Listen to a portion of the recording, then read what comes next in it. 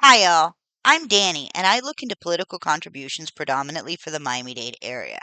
This will be a very quick, not very detailed video on a subject that I feel needs more attention immediately. Nearly all of us know someone who's had to stay in a nursing home or rehab facility, either short term or long term. The problem with the quality of many of these facilities is well known, and I'm sure you know if I'm talking about it. There's political contributions that likely play a role in that. Before we get into the video, I would just like to take a quick second to remind everyone that there are elections in 2025. Don't think you can rest until the midterms. Besides any special elections that may be taking place, many local, county, and or municipal elections may be occurring in your area.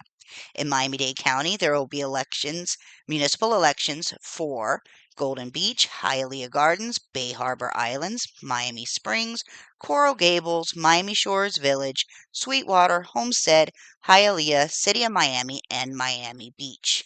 If you live outside of Miami-Dade, please check with your local elections department to see what elections are coming up in your area in 2025.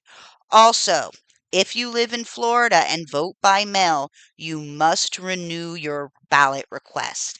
I will have a link in the description to where you can find your Florida County's Elections Department website so you can request your vote by mail ballot and look up what elections are happening in your area in 2025. Now, with the obligatory get out the vote info out of the way, let's return to the unfortunate topic of how, in my personal opinion, political donors essentially void our votes through their ability to use large sums of money to control our elected officials and influence our elections. I wish I was exaggerating when I say that it really looks like politicians are selling every aspect of our lives from the moment of conception until even after you are dead. I speak from experience when I say that elderly people and disabled people of any age are, again, my opinion only, being horrifically exploited so political donors can receive billions of our tax dollars. With these for profit nursing and rehab institutions, knowing they will receive payment from Medicare and Medicaid, not to mention various other tax funded programs, nursing homes and rehab facilities are very reliable and prolific donors too. Again, my personal opinion, make sure policies are in place to not only allow them to provide residents with very low quality living positions and shield the facilities from legal liabilities resulting from that low quality care, but also put conditions in place to drive more people into these facilities' beds. I'm doing a video on this topic because it is being heavily pushed on me that I should move into a nursing home due to not being able to overcome the accessibility issues you see me constantly talking about if you follow me on social media. Younger disabled people like myself and my husband who require much less assistance are an easy source of income for these facilities that they could milk for possibly decades. Also, ironically enough, the other day I was talking with a friend and she mentioned she had to move her mother to another nursing home due to serious issues with the one she was at. Something in my brain told me to look into the bad facilities owners' political contributions. I started just half looking into it while I was on the phone, and it was absolutely terrifying how fast it went from just a mild curiosity to an oh moment. Even if I hadn't been gathering contributions to make searching them easier, which was very useful in confirming I was right to look into this particular issue. I found so much worrying information with just a few simple searches on the Florida uh, campaign finance database. Again, this is just a quick video and is by no means covering everything I found, let alone the stuff that I'll find as I look into this more. I just really feel this is serious enough that I need to get more eyes on this topic now. Government policies and laws are unnecessarily pushing people into these facilities that aim to make as much profit as they can, and some of that profit is used to make sure our elected officials keep those policies in place. I will not be naming the facility that triggered the search at this time. Do know it is a big conglomerate that donates a lot. But this problem is so massive that it's well beyond just one facility or one nursing home conglomerate. Very shortly after I started looking into the contributions related to the nursing home my friend told me about, I came across three committees registered with the state of Florida that are a perfect example of how the nursing home industry has been spending millions of dollars to influence our elections here in Florida. Once again, this is just a quick look, only showing a very small part of the problem, and this is by far not the only industry that does this. The first PAC I'd like to talk about is Florida Healthcare Executive PAC, chaired by Andrew Weissman, President and CEO of New Vision Management, a provider of consulting services to the premier providers of geriatric and pediatric long-term care and rehabilitative services, and lists Rebecca Bush, a registered lobbyist for the Florida Healthcare Association, as its registered agent. Since this PAC was formed in December 2022, it has raised $1,436,051.86, with every single contributor listing their occupation as nursing home, and most of the addresses being outside of Florida. They have spent $1,243,893.59, nearly all on contributions to the state Republican and Democratic parties, various political committees, and contributions directly to candidates' campaigns. To show this isn't a new thing, another PC listing Wiseman as its chair and Bush as its registered agent, named Council for Senior Floridians, dates back to 2013, is still active, and has raised $1,908,626.39, almost entirely from donors who list their occupation as nursing home, long-term care, or assisted living.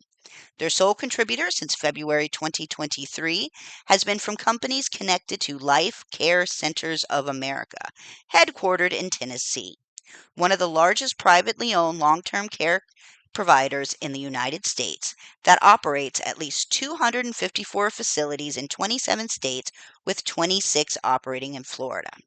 They have spent $1,810,101.05, and much like Florida Healthcare Executive PAC, nearly all of that was for contributions to the state Republican and Democratic parties, various political committees, and contributions directly to candidates' campaigns.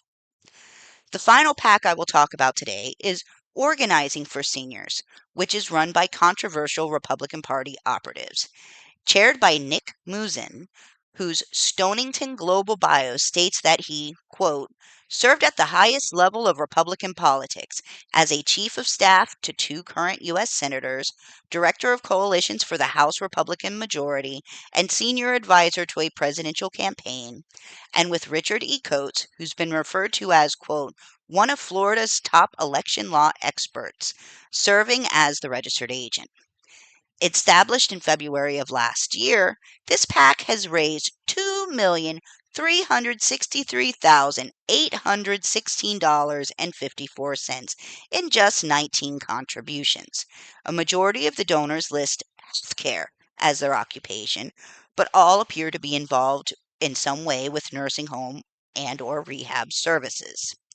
They have spent $2,043,119.73, nearly all in contributions to the Republican Party of Florida and Republican-leaning PACs. Okay, guys, like I said before, this is just a quick video showing you a few of the examples I managed to find, giving an idea of how much money these heavily tax dollar dependent industries are able and willing to give to encourage our elected officials to do everything within their power to keep profits soaring year after year. It's also a fantastic example of how PACs and parties are being used to move the money around to obscure how much money from these donors are actually being spent on certain races. This is only one industry, but one that affects nearly everyone. The vast majority of us will either have to help a friend or relative seek out nursing home or rehabilitative care, and or eventually may need these services for ourselves. The declining quality and the outright abuse and neglect occurring in far, far, far too many of these facilities has been well documented on many levels. Yet our elected officials are doing nothing to improve the care or hold these people responsible. In fact, they seem to be actively pushing policies that increase the number of people being forced into these places. No matter what side of the political spectrum you fall, this is absolutely unacceptable, and it is up to us to hold them accountable. Literally, every candidate in the state of Florida that had either major party provide support for their campaign has the stain on them from this money, and that's just from looking at 3 banks. If that makes you angry, then we need to make sure the electeds and party officials know we are angry, that this is not acceptable. We need campaign finance reform urgently. But in the meantime, maybe there's a small chance we could shame them into doing something. Not likely, but hey, let's give it a shot while we work on the campaign finance reform. All right, guys, that's it for a quick look. Please like, comment, share, and subscribe if you found this info useful. Remember to check your local elections department for elections upcoming in your area and to renew your vote by mail request.